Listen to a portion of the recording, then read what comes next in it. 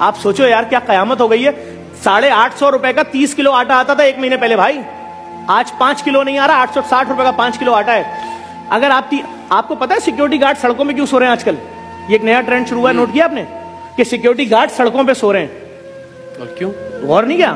جب 12,000 روپے تنخواہ ہوگی, بس کے اندر آپ کا لگ رہا ہے 80 روپے ایک اسٹاپ کا, 80 روپے دوسری بس کا, 160 جانے کا 160 آنے کا, جب 9,000 تمہارا بس کا پیسہ لگے گا, 3,000 مہینے کا بچے گا, تم خود دن میں کچھ نہیں کھاؤ گے تو بیوی کیا کھائے گی, بچے کیا کھائیں گے, گھر کا کرایہ کیا؟ تو اب گارڈ کہہ رہا ہے میں سڑک پہ سوؤں گا, صبح اٹھوں گا, نالے میں اپنی پینٹ دھوؤں گا, کھڑا ہو جاؤں گا, دروازے کھولتا رہوں گا دن بھر سیٹوں کے لیے.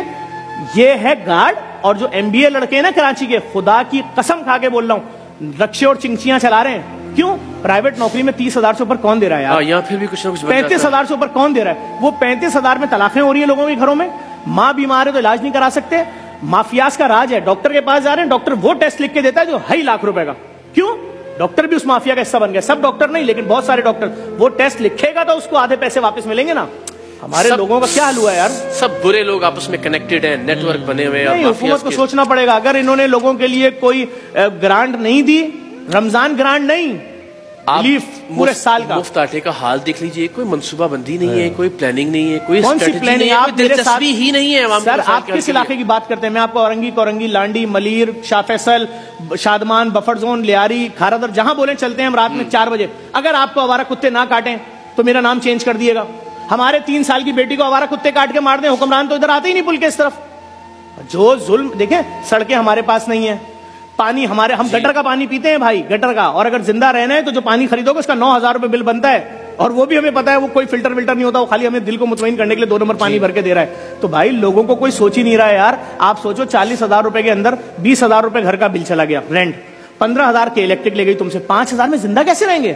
اس پہ کوئی بات نہیں کر رہا ہے. وہ کہہ رہے ہیں ان کو گرفتار کر لیا, ان کو چھوڑ دیا, وہ کل وزیر اعظم بن جائیں گے, وہ منسٹر بن جائیں گے. یہ جتنے کیمرہ مین آپ کے کھڑے ہیں ان سے قرآن پہ حلف اٹھواؤ, 1 نوکری کر رہے ہو کہ 2 نوکری کر رہے ہو. تمہاری بیوی اپنی سالگرہ پہ گفٹ مانگتی ہے, دے سکتے ہو؟ بولے گا 5 سال سے نہیں دیا. کہ اپنی ماں کو دوائی دے سکتے ہو؟ کرے گا ہاں میری ماں کی شوگر کی دوائی 1,300 روپے کی آتی تھی 2 سال پہلے, آج وہ دوائی 7,000 کی. میں نے کہا امی مر جاؤ, خدا سے جا کے شکایت کرنا کہ میں نے وہ بچہ جس کو پیٹ میں پالا تھا نا, 9 مہینے پیٹ میں رکھا, چلنا سکھایا, پڑھنا سکھایا, اور جب وہ ماں مر رہی ہے یار 40,000 کی قبر, 15,000 کی میت. بس ابھی کل پوسٹ چل رہی تھی ایک پرائیویٹ اسپتال کی کہ ایک شخص کی ماں کی میت نہیں دے رہے, کہہ رہے 7 لاکھ دو گے تو میت ملے گی. وہ بچہ خودکشی نہیں کرے گا کہ جس ماں نے مجھے پیدا کیا تھا جس کی لاش سڑ رہی ہے ڈبے کے اندر, میرے پاس 7 لاکھ روپے نہیں ہے. 7 لاکھ روپے بے روزگار آدمی کے لیے 7 ارب روپے سے بڑی رقم ہے. جی آپ بیٹھو دسترخوانوں پہ, جو لوگ بولتے تھے نا دسترخوان بند کرو, میں ان سے بول رہا ہوں خدا کے عذاب سے ڈرو. تمہارا پیٹ بھرا ہوا ہے, تمہارے بچے کھانا کھا کے سو رہے ہیں. ابھی 2 مہینے کی بیٹی روئے اور بیوی بولے تیری بیٹی بھوک سے رو رہی ہے, میں نہیں سہ سکوں گا, میں لٹک جاؤں گا.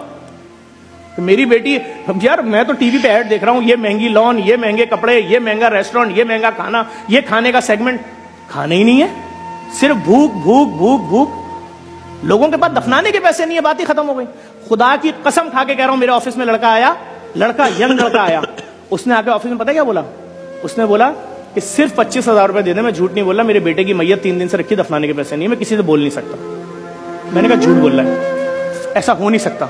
اتنی بے حسی زمانے میں لڑکے کو بھیجا, لڑکا گیا, قسم خدا کی اس کی بچے کی میت 3 دن سے رکھی تھی, صرف 25,000 روپے مانگ رہا تھا. میں نے کہا میت بس کے پیسے تو, بولا میں غریب ہوں, میرے رشتے دار نہیں آئے, ایمبولینس میں میت بھیج دو. اللہ کی ذات جانتی ہے ظفر بھائی, یہ جب تک ہم بھی نیکی اور اس طرح کے معاملات میں نہیں تھے, ہمیں بھی لگتا تھا کہ کوئی ایسی باتیں کر رہا ہے نا تو وہ شاید وہ کوئی بہت ہی افسانوی باتیں کر رہا ہے اور ڈائلاگ ہے صرف. لیکن خدا گواہ ہے کہ واقعتاً یہ جتنی باتیں آپ کر رہے ہیں میں ان کی تائید کرتا ہوں کہ اس سے زیادہ صورتحال خراب ہے. شاید ہمارے الفاظ اس کو بیان ہی نہیں کر سکتے.